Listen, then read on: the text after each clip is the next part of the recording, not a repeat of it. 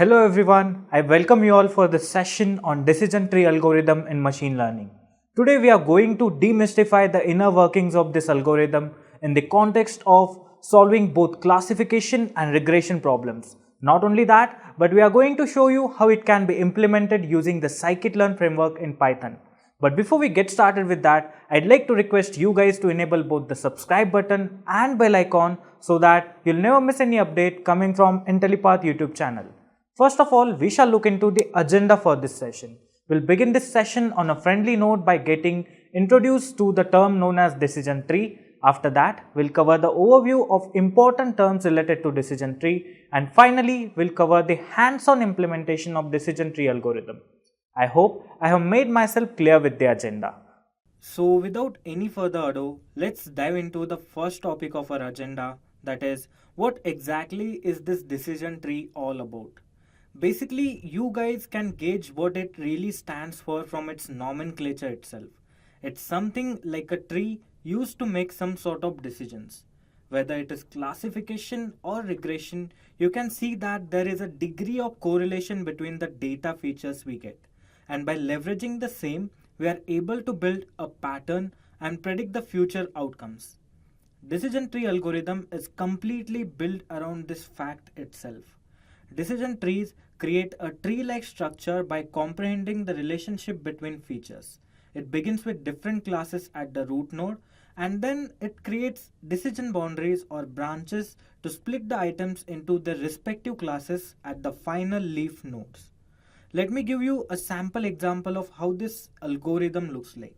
So let's say we have multiple fruits over here brought fresh from the market, and we want to keep them inside the fridge by categorizing them into their different own categories. You can see that we have oranges, mangoes, watermelons and grapes over here. So initially all of this will be assumed at the root node. Then we'll put down the condition to split these fruits at the next level. Now let's say we'll check whether the shape of the fruit is round or not. If it is round, then it will go to the left side of the tree, and if it is not, then it will go to the right side of the tree. Now you can see that all the mangoes have been separated over here. Next, we'll just move ahead in the direction of the left node. Next condition will be to check whether the color is orange or not. With this condition, we'll have oranges separated from the lot. Now the next decision boundary we'll put across will be to check whether if the diameter is greater than 10 centimeter. If it is greater than 10 centimeter, the fruit will be watermelon, and if not, the fruit will be grape. Now here you can observe that with each node after the root node, we are actually classifying the data into its labels successfully. The last nodes, such as this node representing oranges, watermelons, mangoes and grapes, are called as leaf nodes. And yes-no decision boundaries you see over here are called as branches. Now this was kind of a classification problem, but besides this, decision tree algorithm can also solve regression problem. Just in the conditions, there will be influence of numbers instead of classes. In case of regression, each decision is made based on the sum of squared error. That being said, let me tell you a few advantages of this algorithm. First advantage we have here is that the decision tree algorithm is quite easy to understand, interpret and visualize. Once you create the model by using decision tree classifier or decision tree regressor, you can visualize how the classification is achieved after processing your training data through the model. And this makes the visualization of classification increasingly simple. We'll see that through our coding implementation part as well. Second advantage we have here is that there is no assumption that this algorithm makes about the data. It can work well with the both continuous as well as categorical data, which makes it a very special algorithm. That's the sole reason why this algorithm is also termed as CART or classification and regression tree. Next advantage of this algorithm is that its performance doesn't get affected by non-linear parameters. Now that we have learned about the advantages, let me tell you about few limitations or disadvantages of this algorithm as well. First disadvantage is overfitting. Decision trees can easily overfit the training data, especially when the tree is too complex or when there is noise or irrelevant data in the dataset. This can lead to poor generalization performance on new data. I mean, this algorithm might not make right predictions if it is trained over the noisy data. Second disadvantage appears in terms of bias. Decision trees can be biased towards features that appear earlier in the tree or have more splits leading to suboptimal performance. Next downfall of this algorithm is that it can become quite unstable with little variations. Even the small variation in data can lead to different tree structures, which in turn can make things difficult for interpreting the results or even for comparing models. Another thing I want to make clear is that this algorithm is not meant for huge datasets with a multitude of important features. It has very limited expressiveness. Decision trees are not at all well suited for complex problems or problems with continuous data, as they have limited expressiveness. They work best with categorical or discrete data and are less effective for problems that require more sophisticated modeling approach. Alright, the reason behind telling these disadvantages is that I want you guys to note that this algorithm is not really best suited for complex datasets. But by putting it to use and doing little changes here and there, all of these disadvantages can be removed successfully. We'll discover all those advanced algorithms named as random forest, pruning XGBoost, gradient boosting trees, etc. down the line. But for now, let's just focus on this basic notion of decision tree algorithm. Next thing we shall look into is about the important terms related to decision trees. We'll start with a term called as entropy. In simple terms, entropy is the measurement of randomness or unpredictability in dataset. I mean, the more the classes in the dataset, more the entropy it will have. This image over here represents the sample with high entropy. You can see different types of animals clubbed and mixed together in this image. Also, you'll have to consider features of each and individual animal to segregate them into their categories. So we can say that there is definitely some unpredictability and randomness in this sample. But now let's say we use the logic of decision trees. First, we'll check for the color of animals. If the color is yellow, then animal will arrive at the left hand side, otherwise they'll go to the right hand side. Here we only have two different types of animals, so definitely the entropy at this stage is much lesser compared to the previous state. Now we check for neck length. If the neck length is more than 5, then the animal move to the left side and other animal will go to the right side. Similarly, we'll check other group for length. If length is more than 10 feet, animal is going to be elephant, otherwise it is going to be 0. Now at these leaf nodes we have got the distinct classes and there is no randomness at all. So definitely the entropy for these leaf nodes will remain 0. From this you can say that entropy is a kind of learning strategy that helps in making decisions. The goal with the strategy is to reduce entropy such that the overall entropy reaches the least possible value with the help of optimal decision making. The formula to calculate entropy is HI is equal to negative summation of PIK log to PIK. Now here the base for log is going to be 2 and PIK is the probability of positive and negative class I at the particular node. Let me show you how this works in real time. So basically what we have to do is calculate the entropy for each stage for this given sample over here. So the entropy at root node or beginning stage will be something like this.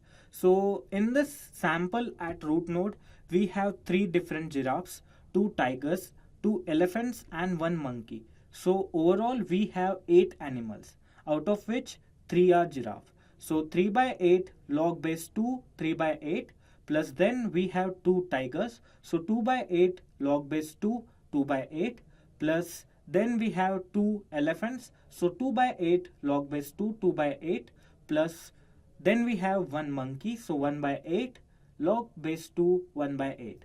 Now if you calculate this, the output that you'll get is 5.8. Now here the entropy that we are getting is quite substantial. Generally in an ideal machine learning setup, the entropy is measured between 0 and 1. It should not go above 1. but all of it is quite data dependent. Depending upon the number of classes in the dataset, it can be greater than 1. What that simply means is your data has a very high level of disorder, and this algorithm is not at all good fit to get the classification job done. But for just example's sake, we are considering this calculation over here as a valid one. Now moving ahead, for this rightmost node at second level, the entropy will be around 0.91, whereas it will be 0 for all the samples at leaf node. The computation for them is given on the screen as well. Now the next term we have is information gain. It represents how much entropy was removed during splitting at a node. Higher the information gain, more entropy is removed. Hence, during training the decision tree, best splitting is chosen which have maximum information gain. Now the formula to get information gain is entropy T minus summation of TV divided by T into entropy of TV. Here entropy of T is entropy at node before split, that is parent node. Entropy of TV represent entropies after the split, that are the child nodes. T represents total number of instances before split, and TV represents number of instances after the split is done. Basically, you can consider information gain as a difference between entropy at the parent node and entropy at the child nodes. Alright, now this is pretty easy to understand. The next one strategy that we have on our list is Gini impurity. Gini impurity calculates the purity of the split at nodes of decision tree. The mathematical equation of Gini attribute at ith node is given by Gi is equal to 1 minus sigma Pik square. Pik is the ratio of class K instances among the training instances in the ith node. Unlike entropy, the value of Gini impurity varies between 0 to 0.5. A node is pure when Gini attribute is equal to 0, that is, all instances are of a same class. Now, let me show you guys the computation for Gini impurity for our previous example itself. Now here at the root node, the Gini can be calculated by 1 minus sigma pi square. Alright, so we'll have to consider the probability of getting giraffe, probability of getting tigers, probability of getting monkey, and probability of getting elephants. So that's what we have done here. So 1 minus 3 by 8 square plus 2 by 8 square plus 1 by 8 square plus 2 by 8 square, which equals to 0.75, right? Which is again exaggerating the range that we have been talked about previously. And 0.75 is quite substantial than 0.5. Now the reason behind we are getting this kind of number is that we are just considering few features and samples, whereas number of classes is quite substantial. Basically, the data we have has a high degree of randomness. So just for understanding sake, let's say this is a valid example. Now let us consider the Gini impurity values for few more samples. Now for this particular right node where we have 2 elephants and 1 monkey, the Gini impurity will be 1 minus 2 by 3 square, that is the possibility of getting elephants, plus 1 by 3 square, that is the possibility of getting monkey. So the value we are getting over is 0.45, and at the leaf nodes we are getting 0. Alright, that's almost everything you need to know before implementing a decision tree algorithm. I hope this information is clear to all of you guys. Let's move ahead and develop a working decision tree classifier model. For this purpose, we'll be using a medical reports dataset that we have over here. This dataset basically entails which drugs work on patient given certain parametric reports. Now for clarity, let us imagine that you are a medical researcher compiling data for a study. You have collected data about a set of patients, all of whom suffered from the same illness. During their course of treatment, each patient responded to one of 5 medications: drug A, drug B, drug C, drug X, and drug Y. Now the part of your job over here is to build a model to find out which drug might be appropriate for a future patient with the same illness. The features of this dataset are age, sex, blood pressure, and the cholesterol of the patient. And the target is the drug that each patient responded to. Alright, now I hope you guys understand that this is basically a multi-class classification problem, and we are going to solve this using the decision tree classification approach. Now here is the Excel file of our dataset that contains different features such as age, sex, blood pressure, cholesterol, sodium to potassium ratio, and the name of drug, which is again a label. So we have around 200 records over here. So let us import this data to our Colab notebook and get us started. To begin with, we'll upload the drug data to our Colab notebook. So I'll go here, go into the upload section, and I'll load this drug data over here. Alright, so we have successfully uploaded the drug data on Colab environment. So all we got to do is import this data into our Colab notebook. And for that purpose, we are going to require the pandas library. So first of all, let me import this library framework.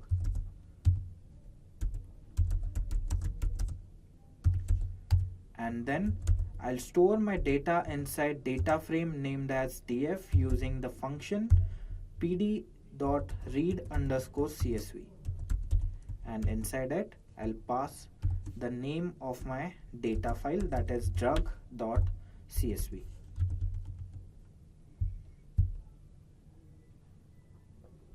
Now let us check if our data has been saved inside this data frame or not.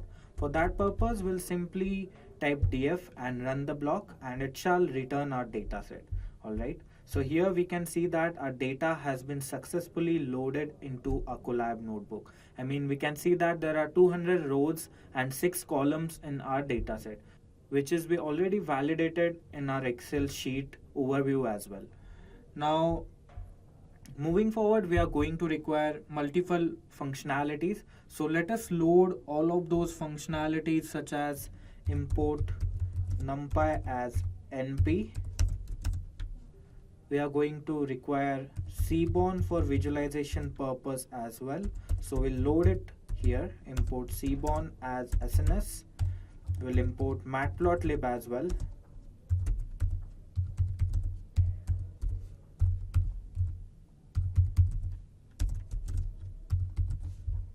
And we'll run this block.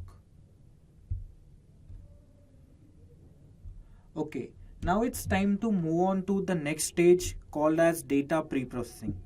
So with this stage, we are supposed to deal with duplicate records, missing values, non-numeric values available in our dataset, because these things can impact learning of our algorithm tremendously. First of all, if data is not provided in meaningful manner, the model won't be able to learn pattern at all. So pre-processing is quite a critical step of machine learning problem solving roadmap. Let us deal with null values for first. The NaN field in dataset represents that there is no record of particular feature in that specific row. And the function that allows us to check that is isNA. This function returns the Boolean mask of our original data frame where it highlights true for the missing value field. However, the magic happens when we put isNA clubbed together with the sum function. When we do this, we can have a nice list of non-null values, that too column wise. So if I run this block of code, you'll see that there are no null values available in our dataset, and all of the columns have some sort of values. I mean, there is no null record available in our dataset. The next thing is checking for duplicate records in data. And for that purpose, we are going to use duplicated function.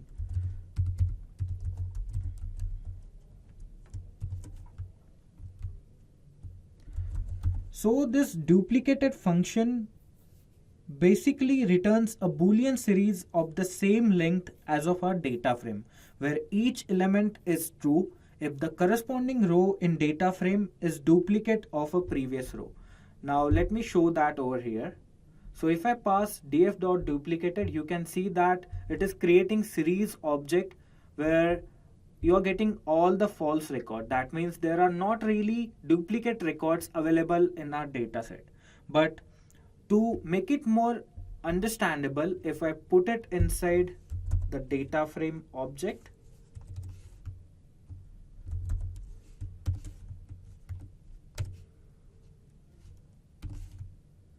it will only return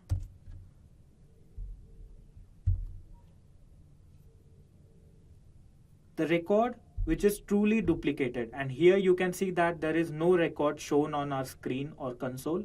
So that means there is no duplicate record present inside our dataset for now. Next, moving forward, let us visualize the contents of our dataset. So let us first use the df.info function to know about different data types of our features. So we'll use df.info, and once I run this block, you can see the data types of our columns. So each column has 200 non-null values, and the data type for this particular feature is integer. For drug, we have object type. For sodium to potassium ratio, we have float type. So basically, for whole of our data, 4 features are of object type, that means the categorical type, and then we have one float and one integer type feature as well. Now for visualization's sake, we'll look into the sex and drug column graphs. We are going to use bar plot for that purpose. So first of all, let us add a new coding block, and here what we'll do is we'll save x is equal to df.sex dot value underscore counts. So basically this will return the tally of different values available inside this sex column. So basically we just have 2 values, that is male and female. So it will represent how many male records are there and how many female records are there. And we want to print that, so we'll use print x over here. After that, we also want to represent this data with the help of count plot. So we'll use p is equal to sns.countplot, and inside it our data will be equal to df, and the titles that we want to give are definitely will be the records of sex, that is male and female. All right, and I'll use plt.show function to present this graph inside my console. Now here you can see that we have 104 male records and 96 female records. Now next, we also want to visualize drug column as well. This drug feature is again a categorical feature. So what we can do is we can copy this code above and just change few parameters to get the graph for drug column. So what we'll do is we will set the titles to drug, and instead of sex we'll count the different values for drug column, and this shall do it. So once I run this block, we'll see that we have 91 records for drug Y, 54 for drug X, 23 for drug A, 16 for drug C, and 16 for drug B. And here is the graph representing the same statistics. Alright. Now next we'll do one complex graph over here. With this graph, you can visualize the relationship between the feature age and the drug classes. But in order to create this graph, it is critical that we know all the classes available in our target feature. So what I'll do is I'll print all the unique values of the column drug using the unique function in Python. So what I'll do is df drug return all the unique values.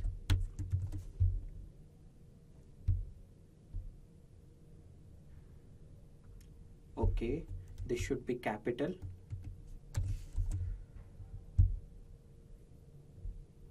Alright, so we have 5 different records available inside our data frame, such as drug Y, drug C, drug X, drug A, and drug B. Now next what we shall do is we shall create a figure size to create the graph. So I'll create the plotting area, that is plt.figure, and we'll set fig size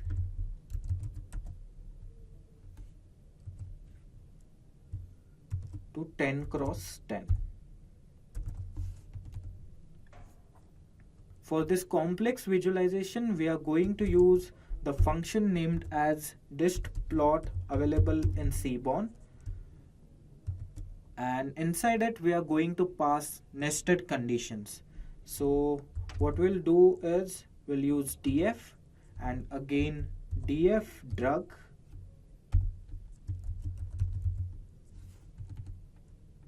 if df drug is equal to drug y, then we would like to print age records, and the color that we want to set for these samples will be equal to green.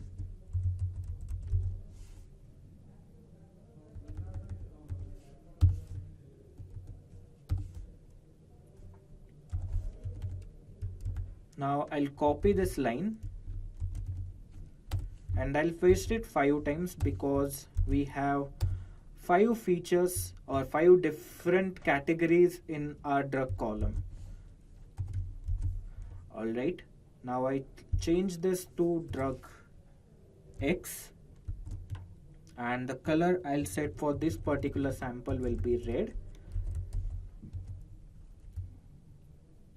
Then drug A, drug B and drug C. For this we'll set color black,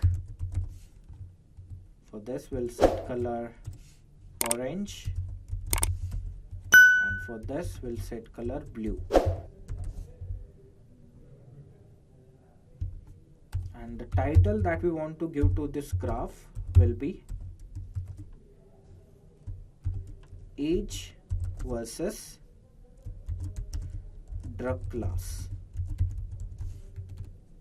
and we'll simply show this graph on our console.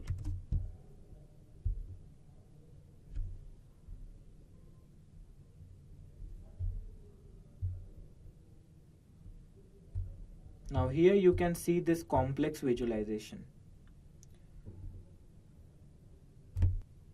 From this particular graph, you can comprehend which drug worked for which age group and with what probability it worked for them. So basically from this graph, you can understand how the feature named as age is contributing our model to learn towards the label named as drug. Alright, I hope this visualization part is clear to all of you guys. Now let's come back to the undealt part of our pre-processing phase, that is dealing with non-numeric values. So as you guys must know, we can use encoding techniques to convert the categorical data samples into the numeric ones. So here we'll use ordinal encoder to achieve this conversion. But before that, I'll have to load that ordinal conversion onto our Colab notebook. So I'll use the command from sklearn .preprocessing import ordinal encoder.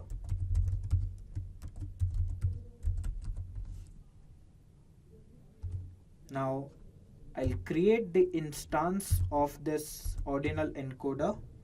OE is equal to ordinal encoder.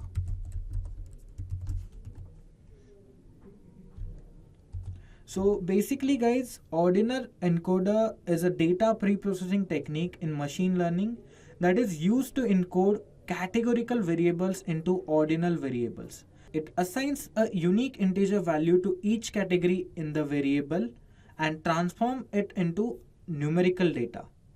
Now we will transform our non-numeric features into numeric ones using this ordinal encoder itself. So what we'll do is we'll change the records of column known as BP, blood pressure, and we'll use ordinal encoder, and we'll use the function named as fit underscore transform.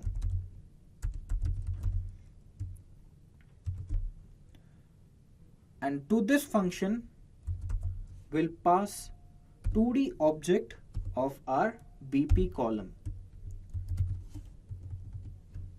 So guys, while passing column as an argument, we are making sure that we provide input in two-dimensional format, because ordinal encoder will return error if you provide series type of object. So just make sure you provide your data frame column inside dual boxes, which will convert it into two-dimensional data. Now we'll copy this particular line of code and we'll just change the parameters. All right. So next we'll transform the column named as sex, which contain male or female record, and here we'll have to pass sex again. Similarly, here we'll do cholesterol,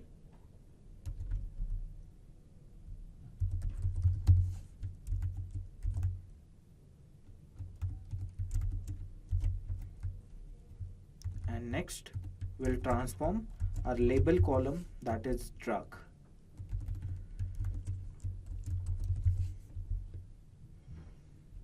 Now let me run this block of code. Okay, so let us visualize if this transformation has had happened in our data frame or not. So simply we'll just print our data frame, and here you can see that all the categorical records has been converted into numerical ones. Alright, with this step the pre-processing stage is over. Now we'll perform the splitting of our dataset into input and output format using iLog indexing. Alright, so let us get the new block of code, and here we'll create input and output format, so X and Y. Alright, so X will basically contain all the features of our dataset, and Y will basically contain the label parameter. So first let us put the label over here, df.ilog, and we'll provide the last column. And for data part we'll provide all other features except the label feature, and for that purpose we'll use indexing from 0 to -1.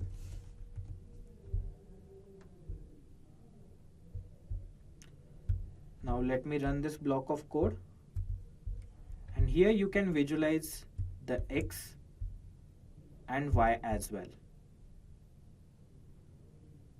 Alright, so there is no presence of label column over here, and let's print Y to see the label.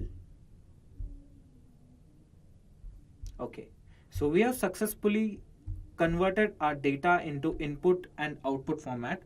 Now we'll import the train test split function, and we'll simply break our data into training and testing samples. And for this purpose we'll import the train test split function from sklearn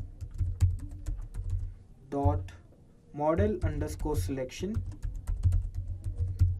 import train underscore test underscore split.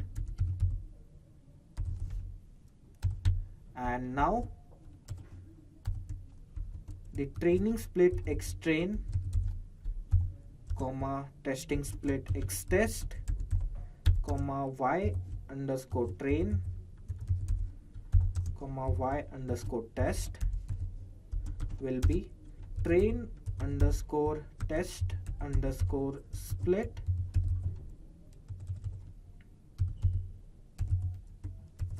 here we'll pass the input, then output, then the random state,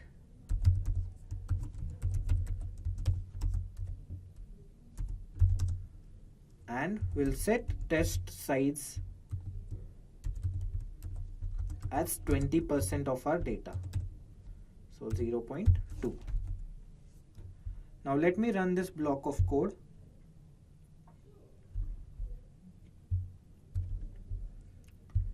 Let us visualize the X train.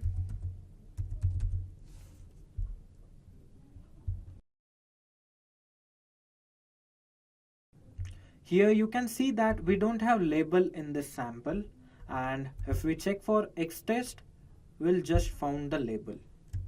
And if we check for Y train,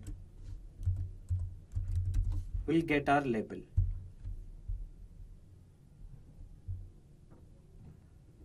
Alright, so we have successfully done the splitting of our dataset into input output as well as training and testing samples. Now we have converted our data into something that can be fed to the machine learning model. So without wasting any time, let's import the decision tree classifier and get to the business of making prediction. For that purpose, I'll have to import the decision tree classifier for first. So from sklearn dot tree import decision tree classifier.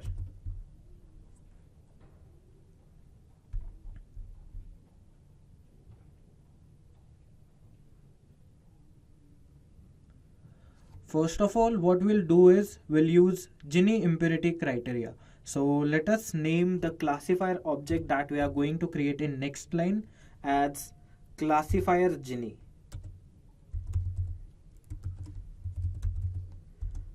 And we'll create the instance of decision tree classifier, and inside it we'll set our criteria as Gini.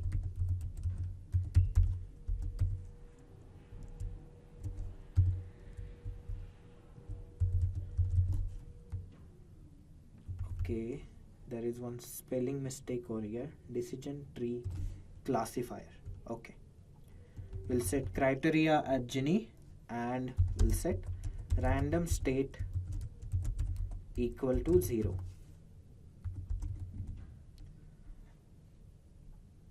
Alright, now what we'll do is we'll fit our training data with the help of this object of decision tree classifier.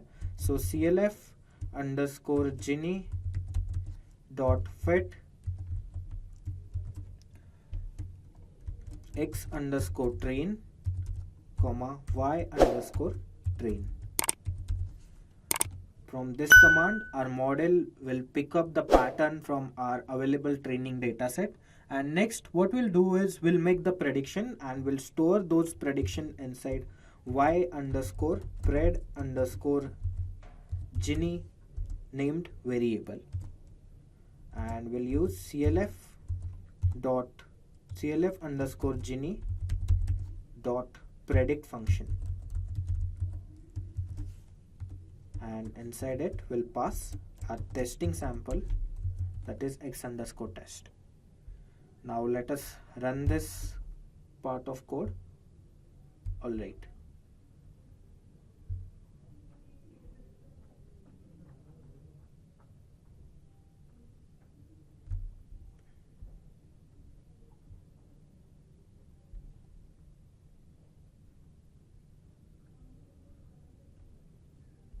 Okay, so we have made mistake over here in the spelling of classifier.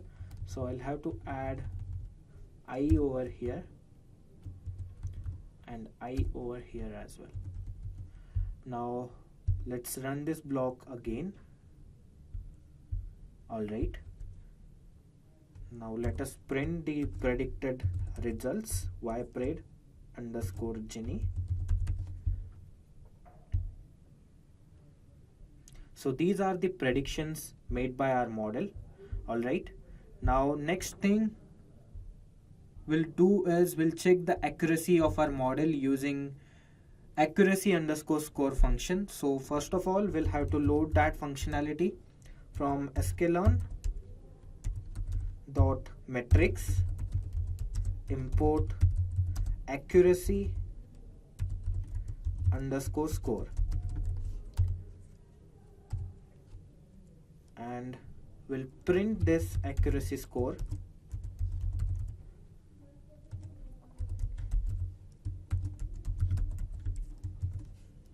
by making comparison between y underscore pred underscore Ginny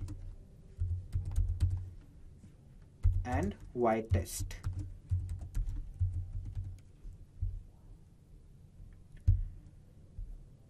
And here you can see that we are getting 100% accuracy. Alright. Now I hope you guys must be very curious about how decisions were made in the background. Well, I do have a solution to fulfill your curiosity. We'll put out a snapshot of background mechanism using the plot underscore tree functionality available in decision tree classifier. But for that purpose, first of all, we'll have to import the tree module in our Colab notebook. So we'll do from sklearn import tree. We'll create the plotting area, that is plt.figure function, and we'll provide fixed size as 10 cross 10.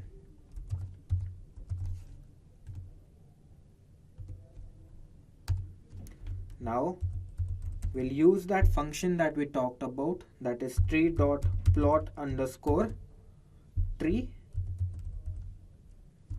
and to it we'll pass clf underscore Ginny dot fit x underscore train comma y underscore train,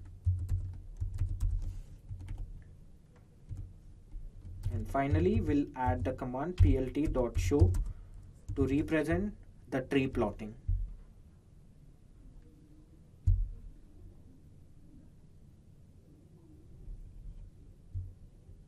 And here you can see how decisions were made based on Ginny value, and you'll know how each split happened step by step.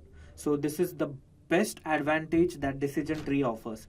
After you have created the model, you can visualize the background mechanism that really happened in your machine learning process. Alright, now there are few more parameters that you have with this particular kind of model. You can use different criterias such as Ginny that we have used already. You can use entropy.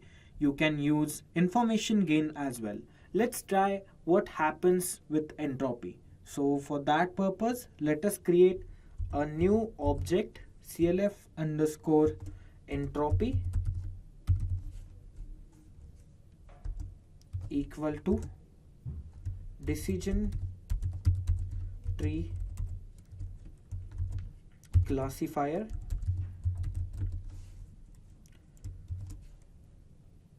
and inside it the criteria will be equal to entropy. Now here we'll introduce one more argument, that is max underscore depth, which is basically used to control the depth of tree that you want your model to go to. Alright, so let us set max dot depth as 3, because in previous layer we have seen that we have 1, 2, 3 and 4 layers. So let us see what happens if we set maximum depth as 3. Alright, now we'll set random underscore state as 0 itself. Now we'll fit our data to this particular classifier, that is using entropy as a criteria.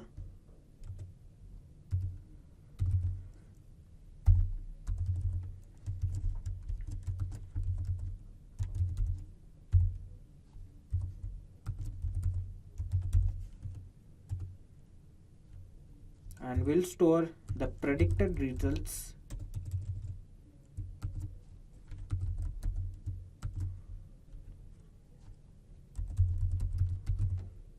the variable named as y underscore pred underscore entropy,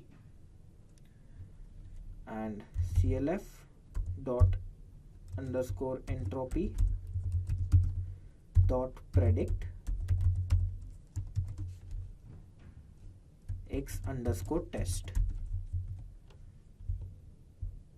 Now we'll run this block.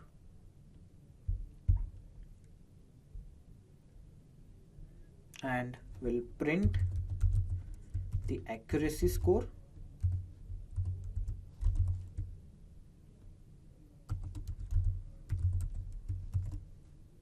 by comparing y underscore test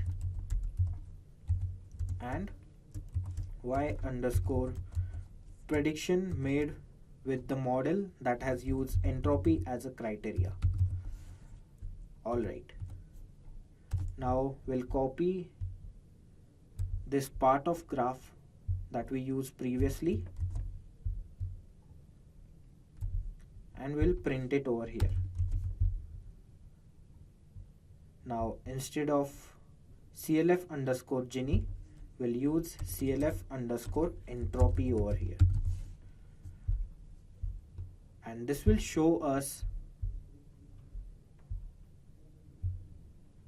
the graph that has maximum depth equal to 3, and here you can see that the accuracy has also been reduced because model was unable to classify few samples because its height was pruned with the help of the parameter known as max underscore depth.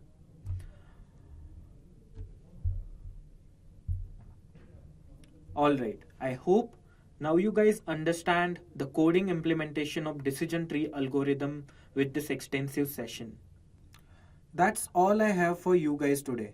I hope this session was helpful and exciting. If you have liked this video, do make sure to hit that thumbs up button. Also, if you haven't subscribed to Intellipaat YouTube channel, then make sure to do that so that you'll receive multiple updates about more such videos coming from our team. Thanks for being here till the end of this video. Until next time, goodbye. If you want to make a career in data science, then Intellipaat has IIT Madras Advanced Data Science and AI Certification Program. This course is of very high quality and cost effective as it is taught by IIT professors and industry experts.